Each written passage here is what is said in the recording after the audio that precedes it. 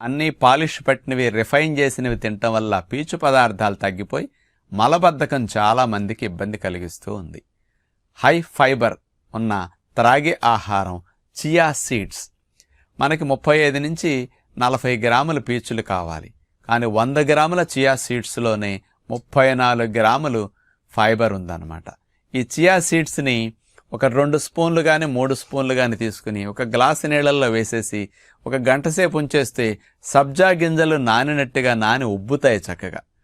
అలాంటి నానపెట్టిన chia seeds నీళ్ళని ఒక గ్లాసు అట్లా త్రాగేస్తే ఇందులో ఉన్న ఫైబర్ అంతా కూడా లోపలికి వెళ్ళి ఇంకా నీటిని పీల్చుకుని ఉబ్బి మలాన్ని మెత్తగా చేసి సాఫ్ట్గా మీకు ఈజీగా బయటకు వచ్చేటట్టు చేసి మలబద్ధకం తగ్గటానికి మంచి ఫైబర్ ఫుడ్ లాగా ఉపయోగపడుతుంది.